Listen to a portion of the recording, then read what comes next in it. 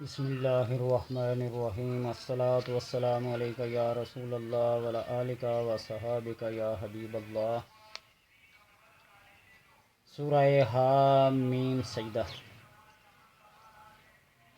24ویں پارے کی یہ صورت ترتیب کے لحاظ سے 41واں نمبر ہے، 41۔ قرآن مجید کی جن صورتوں میں سجدہ ہیں ان میں سے یہ صورت بھی ہے۔ ان سور میں سجدہ کرنا واجب ہے،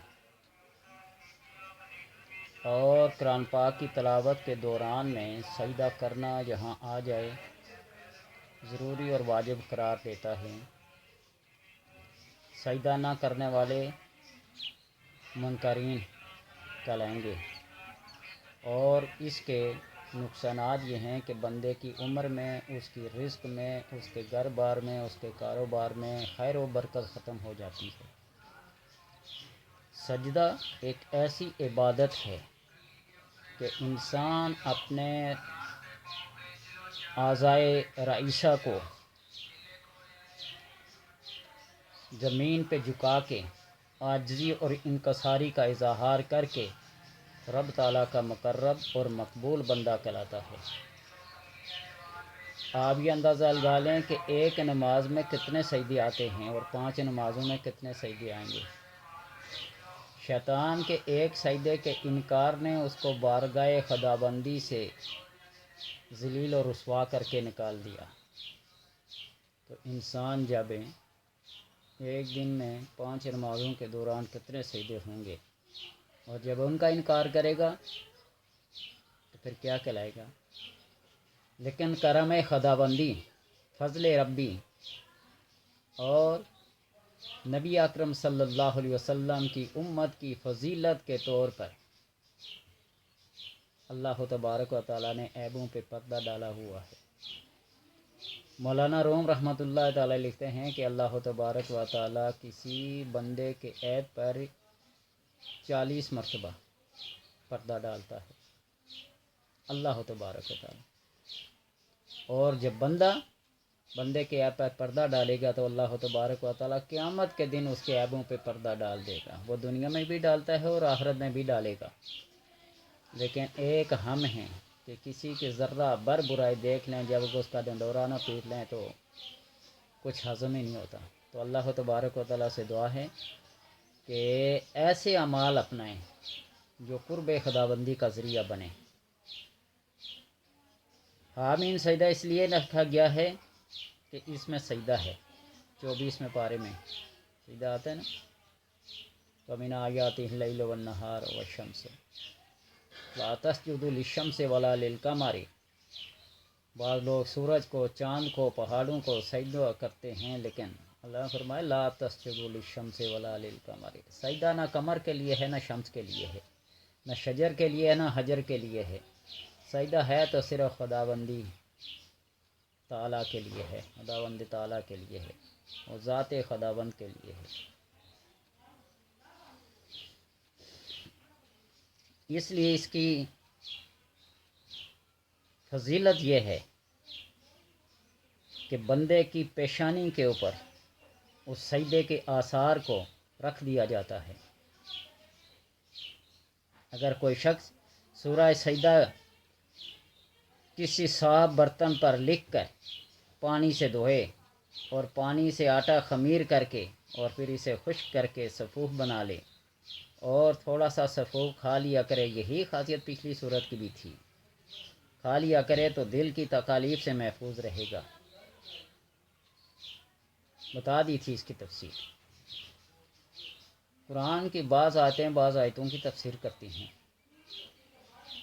سورہ حامیم سجدہ کو بارش کے پانی، نہر کے پانی، کنویں کے پانی میں گھول کر گردوں کے درد والے مریض کو پلایا جائے تو اس کا درد ختم ہو جاتا ہے۔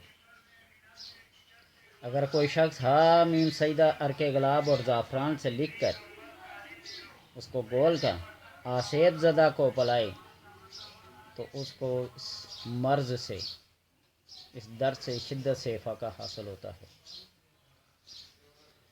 قرآن پاک کی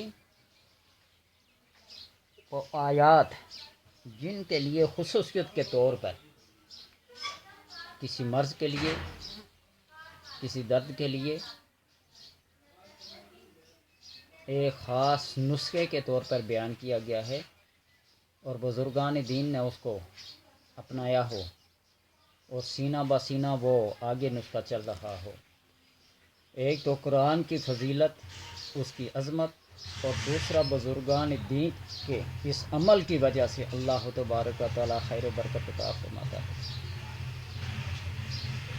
بزرگان دین جس کو سنت سمجھ کے، جس کو اسلاف کی ایک روایت سمجھ کے اپنا لیں، تو اللہ تبارک و تعالی ان بزرگوں کی برکت سے امراض کو شفا میں تبدیل کر دیتا ہے، سیئات کو حسنات میں تبدیل کر دیتا ہے۔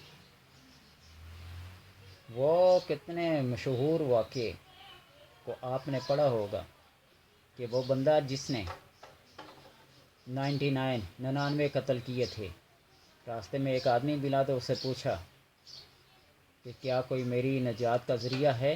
تو اس نے کہا توبہ توبہ توبہ، 100 کے قریب قتل کر کے پوچھتا ہے تو کوئی نجات کا ذریعہ ہے؟ اس نے اس کو بھی قتل کر کے 100 پورا کر دیا، آگے گیا۔ ایک اور بندہ اسے ملا، اس نے کہا میں نے 100 قتل کیا، کیا میری بخشش کا، نجات کا کوئی ذریعہ ہے؟ اس نے کہا کمال کرتے، اللہ کی رحمت اتنی وسیع ہے، اتنی بڑی ہے، تو کیوں مایوس ہوتا ہے؟ اس نے کہا پھر مجھے کوئی طریقہ بتاؤ۔ اس نے کہا میں تو کچھ نہیں جانتا، فلاں بستی میں ایک بزرگ بیٹھے ہیں، ان کے پاس چلے جاؤ، وہ تمہیں توبہ کا طریقہ سکھائیں گے، تو تمہیں نیکی اور ہدایت کا راہ دکھائیں گے۔ وہ بندہ چل پڑا، چند ہی گز کے فاصلے پہ گیا ہوگا، ملک الموت آ گئے، اس کی روح کو قبضہ کر لیا۔ اب جنت اور فرشتوں کے، دوزخ کے فرشتوں کے درمیان تنازع پیدا ہو گیا، اس کو جنت میں لے جائیں جہنم میں لے جائیں۔ تو اللہ تبارک و تعالیٰ نے آسان فیصلہ فرما دیا کہ جدھر سے جدھر جا رہا تھا، یعنی قتل کرنے سے لے کر اس نیک بزرگ تک جگہ کو ناپا جائے، پیمائش کی جائے، جو فاصلہ کم ہوگا وہی فیصلہ کیا جائے۔ اور جب جگہ کو ناپا گیا تو وہ جگہ جدھر بزرگ لے کے تھے وہ جگہ کم نکلی، اور جہاں سے قتل کر کے آیا تھا وہ جگہ دور نکلی۔ یہ اللہ تبارک و تعالیٰ کو رحمت کے بہانے، بخشش کے بہانے تلاش کر رہا ہے، بخشش کے بہانے ہیں۔ تو اس لیے اللہ تبارک و تعالیٰ نے ان بزرگان دین کو، اسلاف کو، نبیوں کے بعد ایک ذریعہ نجات بنایا ہے، اور جو قول، جو اقوال، جو نسخے انہوں نے بتائے ہیں، اللہ تبارک و تعالیٰ نے ان کے اندر خیر و حکمت رکھی ہے۔ بایزید بستامی کے بارے میں بتایا نا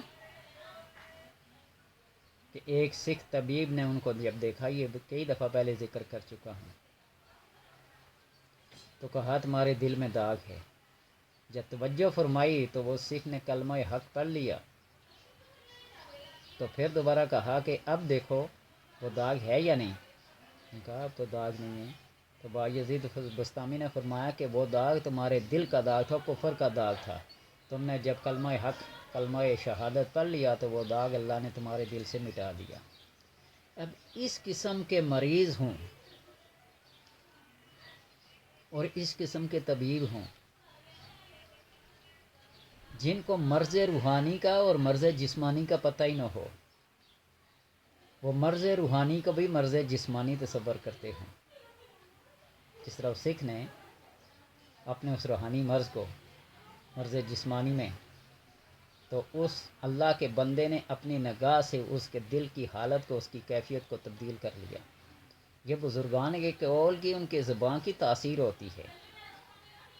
ایک اور بات ہے، بایزید بستامی کی ایک طائفہ کے ساتھ پورا ریٹ مقرر کر لیا، دن رات مقرر کر لیا۔ میں کہا تو پیسے لے کے جو کام کرتی ہے وہ کام میں تمہیں جو کہوں گا، جتنے پیسے چاہے مرضی لے لے مجھ سے۔ میں کہا ٹھیک ہے، میں تو اپنے پیسے کے اوپر کام کرتی ہوں، جو مجھے جتنا پیسہ دے گا اس کی ڈیمانڈ کے مطابق کام کرے گی۔ آپ نے بازار سے ایک پاکیزہ کپڑوں کا جوڑا منگوایا، اس کو غسل کرایا، اس کو مصلے پہ لا کھڑا کیا، تو اللہ تبارک و تعالیٰ کی بارگاہ میں ہاتھ بلند کیے، الہ العالمین وہاں سے یہاں تک لانا، اس کو کپڑے تبدیل کرانا، اس کو وضو غسل کرا کے مصلے پہ کھڑا کرنا، یہ میرا کام تھا۔ اب اس کی دل کی کیفیت کو تبدیل کرنا تیرا کام ہے۔ اور جب اس نے قیام کیا، رکوع کیا، سجدے میں گئی، تو اللہ تبارک و تعالیٰ نے اس کو اپنا دیدار کرا کے توبہ اس کی قبول کر لی اور وقت کی ولیہ بنا دیا۔ دیکھا نا کیسا بہانہ تلاش کیا ہے رحمت کا، بخشش کا۔ پھر کہتے ہیں بزرگان کیا کر سکتے ہیں جی، یہ تو قصے ہیں، یہ تو واقعات ہیں، یہ تو یہ ہیں۔ تو اللہ تبارک نے کیسے واقعات ہی نحن نقص علیک احسن القصص، ہم تو بہترین قصے بیان کرتے ہیں۔ اللہ تبارک تعالیٰ فرماتا ہے یوسف علیہ السلام کا قصہ نہیں ہے، وہ بزرگ جن کی پاکیزگی کی گواہی ایک بچے نے دی تھی، وہ بچہ جس نے یوسف علیہ السلام کی گواہی دی تھی، وہ 3 دن کا بچہ حضرت عیسیٰ علیہ السلام اپنی ماں کی برات کے بارے میں بول نہیں پڑے۔ یہ کیا ہے؟ اللہ کی حکمت نہیں ہے تو کیا ہے؟